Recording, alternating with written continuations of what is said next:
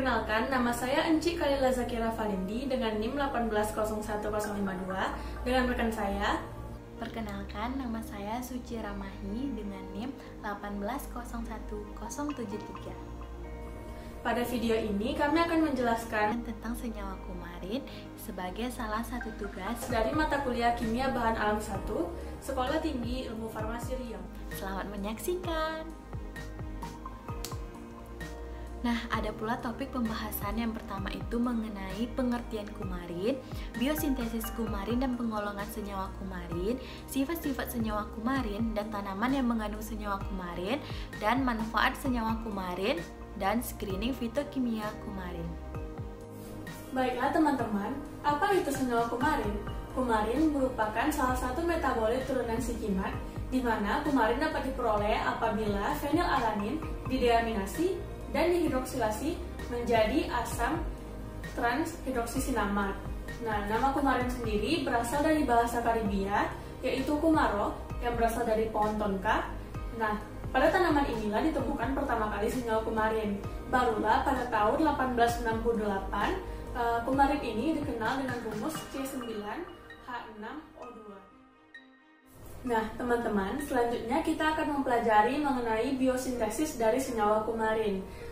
Pada video ini, biosintesis senyawa kumarin kita ambil dari tanaman Melilotus alba. Kenapa begitu? Karena pada tanaman Melilotus alba ini, pada bagian akarnya banyak terdapat prekursor dari senyawa kumarin, yaitu L-fenilalanin. Nah, untuk reaksinya bisa kita lihat di sini. Nah, L-fenilalanin ini akan diubah menjadi asam esinamat melalui reaksi dengan enzim yang dinamakan dengan fenilalanin amonialiase atau PAL. Oke teman-teman, selanjutnya asam kumarin ini akan diubah menjadi beta-deglukosida melalui reaksi dengan UDP glukos dan juga ortoglukosil transferase. Nah, senyawa yang terbentuk ini apabila mengenai UV light maka akan terbentuk isomernya. Selanjutnya, dalam kondisi tertentu, contohnya pada saat luka, maka glukosida ini akan terpecah menjadi glukos dan juga asam kumarin. Nah, asam kumarin ini maka akan tersipres secara otomatis berubah menjadi. Nah, selanjutnya di sini dapat kita lihat biosintesis senyawa kumarin dengan contoh yang lebih rinci. Oke teman-teman, selanjutnya kita akan masuk mengenai penggolongan senyawa kumarin. Nah, yang pertama ada angelisin. Bisa kita lihat di sini ada strukturnya, angelisin. Nah, angelisin ini diperoleh dari buah ataupun akar dari tanaman Angelica archangelica, di mana senyawa ini dapat bermanfaat untuk dispepsia, tuka, kemudian enteritis, kembung, gastritis, insomnia, dan lain-lain. Lalu selanjutnya ada pimpinellin. Nah, pimpinellin ini merupakan senyawa yang terdapat pada buah tanaman Pimpinella sassifraga.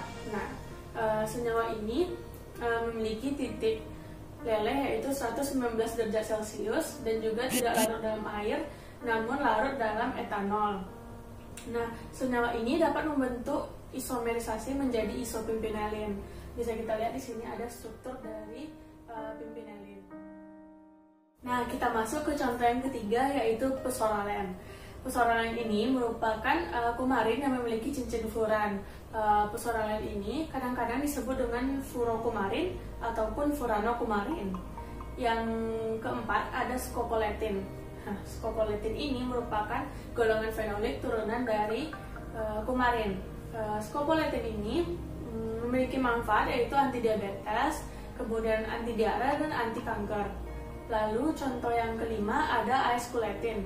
Nah, aesculetin ini ditemukan dalam tanaman horse chestnut dan juga sediaan fitoterapi dari kulit. Oke, selanjutnya ada senyawa umbelliferon. Nah, umbelliferon ini terdapat dalam tanaman manusia. Selanjutnya ada helin, di mana merupakan bahan alam dari isokumarin, yaitu dari tanaman Amyphis naga. Selanjutnya ada dikumarol, yaitu ditemukan pada tanaman semanggi. Lalu ada bergapten, ditemukan dalam tanaman hawkweed dan juga terutama di minyak sirih bergamot. Dan yang terakhir ada santotoxin, yaitu senyawa Nah, lalu ada sifat-sifat kumarin. Yang pertama itu ada sifat fisika. Kristal berbentuk jarum dan tidak berwarna. Titik leleh 670 sampai 690 derajat Celcius. Titik didih 2970 sampai 2990 derajat Celcius. Mulai menyumblim pada suhu 1000 derajat Celcius. Nah, larut pada 0,25 gram per 100 ml pada suhu 250 derajat Celcius. Larut pada 47 gram per 100 ml etanol 70% pada suhu 400 derajat Celcius. Lalu kristal berbentuk ortorombik atau rektangular. Nah, sifat yang kedua itu ada sifat kimia, yang mana sifat kelarutan kumarin sangat bervariasi. Ada yang larut dalam pelarut polar, ada yang sedikit larut dalam pelarut polar, dan ada pula yang larut dalam pelarut non-polar. Peleburan kumarin dengan NaOH menghasilkan asam asetat dan salisilat. Nitrasi membentuk 6 nitrokumarin dan 8 nitrokumarin. Selanjutnya, sulfonasi di bawah penanas air memberikan kumarin 6 asam sulfonat dan pada suhu 1500 derajat Celcius memberikan 3,6 asam disulfonat. Halogenasi dalam kloroform pada suhu ruang dengan bromida menghasilkan kumarin 3,4 dibromida atau 3,6 dibromokumarin.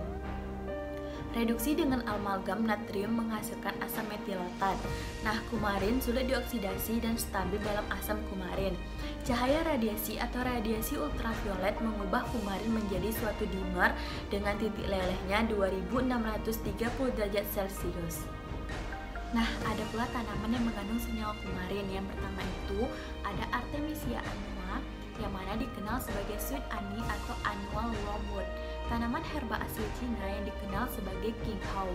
Artemisia annua berkhasiat sebagai anti malaria, antibakteri, antiinflamasi, anti tumor, dan antipiretik, dan dinyatakan mengandung senyawa terpenoid, flavonoid, kumarin, artemisinic acid, artenoin B, fenol, saponin, dan lemak. Tanaman yang kedua yaitu Citrus bergamia. Didapatkan senyawa kumarin yaitu bergaptan dan bergamotin. Senyawa kumarin bergaptan dan mempunyai aktivitas yaitu sebagai antioksidan. Tanaman yang ketiga yaitu Impatiens balsamina, yang mana dikenal sebagai pacar air termasuk famili Balsaminaceae. Pada bagian akar Impatiens balsamina didapat dua jenis kumarin yaitu scopoletin dan isofraxidin. Tanaman Impatiens balsamina sebagai obat luka potong, bengkak-bengkak, dan koreng. Nah, bunga tanaman Impatiens balsamina memberikan efek antihistamin, anti-anafilaktik, menurunkan tekanan darah, antibodi, dan antipuritik.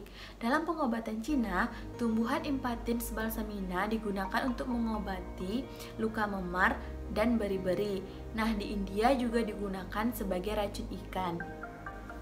Ada pula manfaat kumarin di dalam bidang farmasi, yaitu Angelica bermanfaat untuk dispepsia, enteritis, kembung, gastritis, insom, neuralgia, rematik, dan tuka.